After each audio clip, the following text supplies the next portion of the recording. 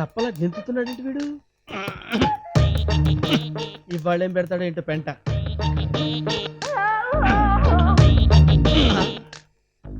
Sir sir sir ఏంటి sir అలా కప్పలా గెంతుతున్నారు? నిద్ర పట్టట్లేదు. మా ఫ్రెండ్ కి ఇదే ప్రాబ్లం.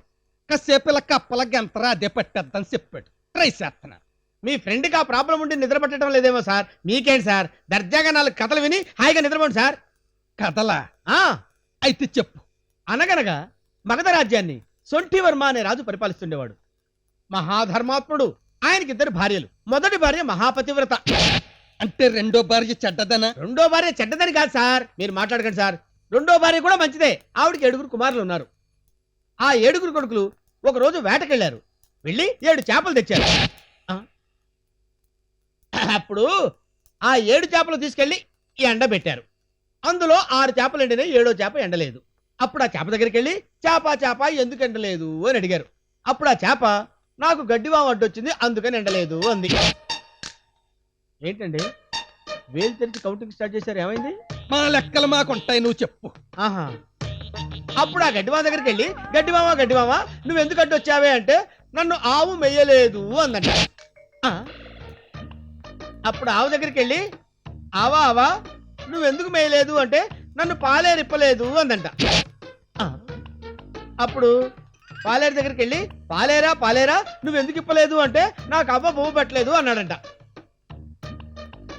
అవ్వ దగ్గరికి వెళ్ళి అవ్వ నువ్వెందుకు బొమ్మ పెట్టలేదు అంటే మా పిల్లోడు ఏడుస్తున్నాడు అందంట. అప్పుడు పిల్లోడి దగ్గరికి వెళ్ళి పిల్లడా నువ్వు ఎందుకు ఏడుస్తున్నావురా అంటే నన్ను చీమ కుట్టింది అన్నాడంట. అప్పుడు ఆ చీమ దగ్గరికి వెళ్ళి చీమా నువ్వు ఎందుకు కుట్టావే అంటే నా బంగారు పుట్టలో వేలు పెడితే నేను కుట్టనా అందంట. ఎలా ఉంది సార్ స్టోరీ?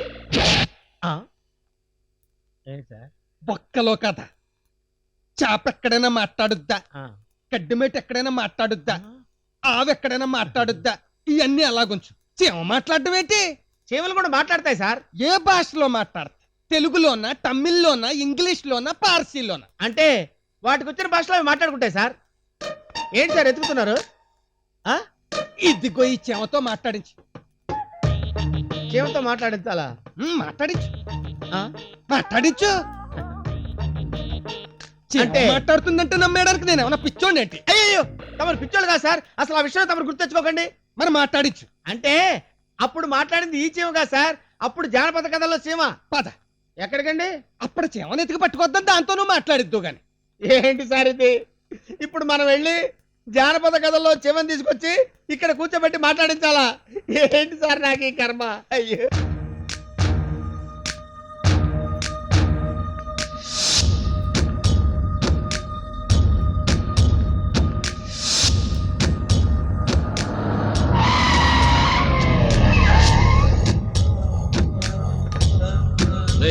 తీసుకురండి.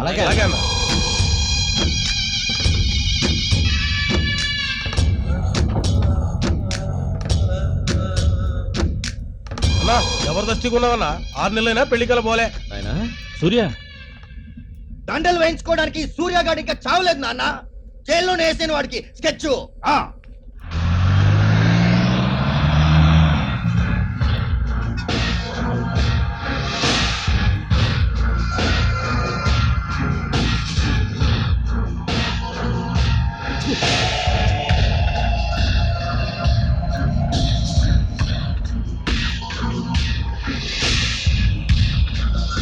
కానీ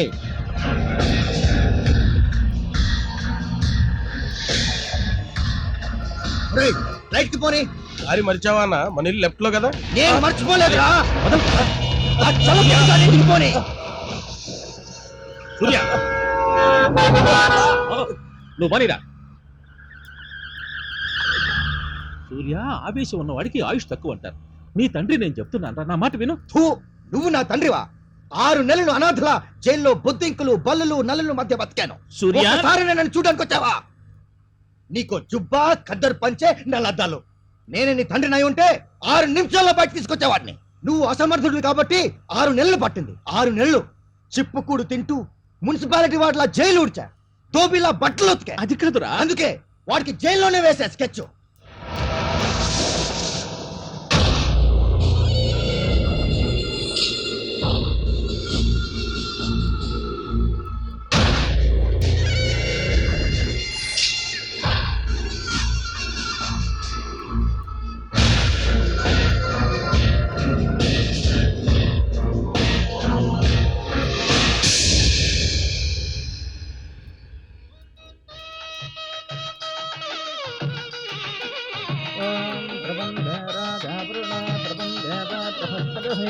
ధ్రువంతచంద్రస్నాగ్రస్వరాస్కంధారగతాన్ ధ్రువం తదేవ లగ్నం సుదినం తదేవ తారాబలం చంద్రబలం తదేవ విద్యాబలం దైవబలం తదేవ లక్ష్మీ తదేవ ఇదం స్మరామి.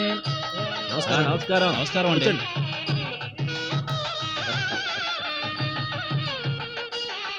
రండి రండి, మీకోసం ఎదురు చూస్తున్నాను. రండి ఎస్ఐ గారు.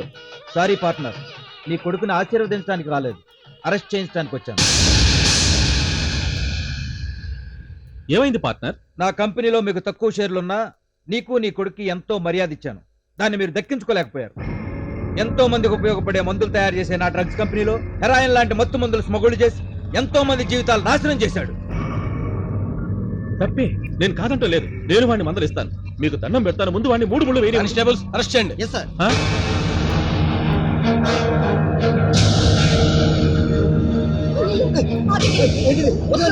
పెళ్లి పందిరిలో తీసుకెళ్ళిపోతారు బాబోయ్, తీసుకెళ్ళి నేను చంపేస్తారు బాబోయ్.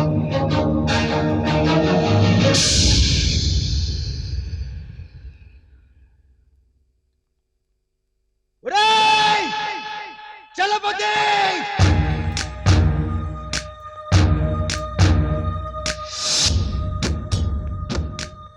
ఆ చలపతి కాడు 10 మంది ముందు నా పెళ్ళి ఆపి ఈ చేతులకి వేడీలు వేయించాడు. నా కాబోయే పెళ్ళంతో 7 అడుగులు నడిచే టైంలో నా చేత 7 ఊసులు లెక్క పెట్టించాడు. అందుకే వాట్ స్కెచ్ ఫినిష్ చేస్తా. ఏయ్, నీలా ఆవేశపడి స్కెచ్లు వేసిన వాళ్ళంతా రాజమండ్రి సెంట్రల్ జైల్లో చిప్పకూడు తింటున్నారా? పాండవులంతటి వాళ్ళు పగ తీర్చుకోవడానికి 14 ఏళ్ళు ఆగారు. దుక్కి దున్నగానే ధాన్యం ఇంటికి వస్తుందా? పంట పండొద్దు?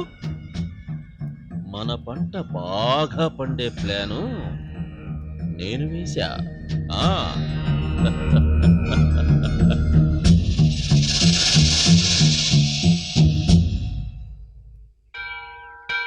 అర్చన చేయించండి. అలాగేనమ్మా.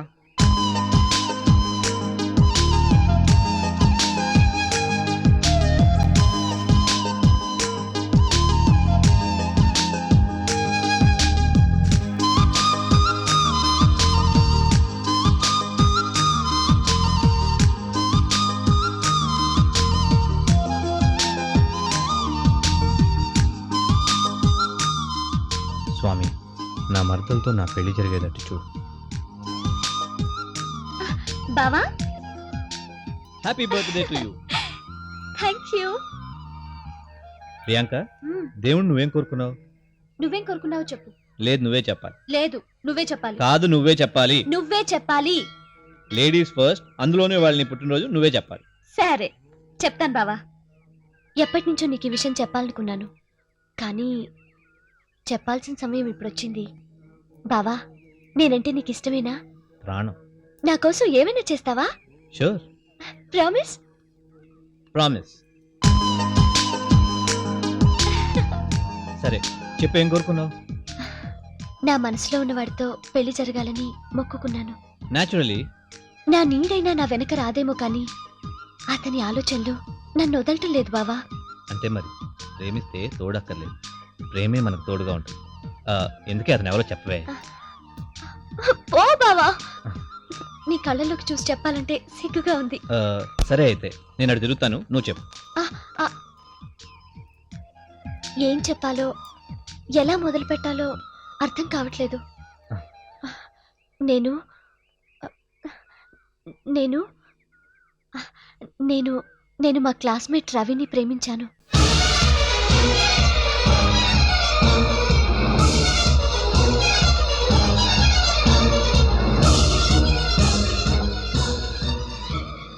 అతను చాలా మంచివాడు.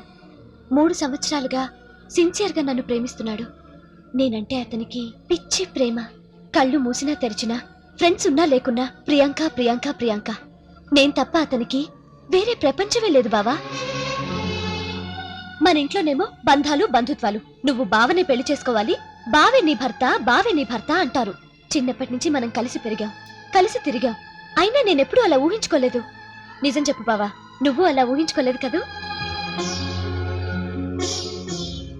బావా, ఇంట్లో అందరినీ ఒప్పించి నువ్వే పెళ్లి పెద్దగా మా పెళ్లి జరిపించాలి.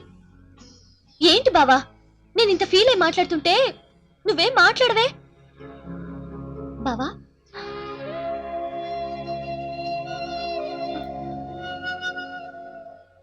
ఏంటి బావా, ఏమైంది? ఏం లేదు, ప్రతి పుట్టినరోజుకి నువ్వేదో ఒకటి అడిగేదాన్ని, కానీ ఈ పుట్టినరోజుకి నేను నిన్ను అడుగుదాం అనుకున్నాను.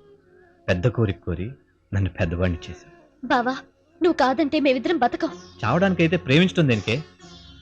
ప్రేమ అనేది కళ్ళతో మొదలై కష్టాలతో ఆగిపోయేది కాదు, మనసులో మొదలై మట్టిలో కలిసే వరకు ఉండేది. నువ్వు ప్రేమించిన రవితో నీ పెళ్లి నేను చేస్తాను.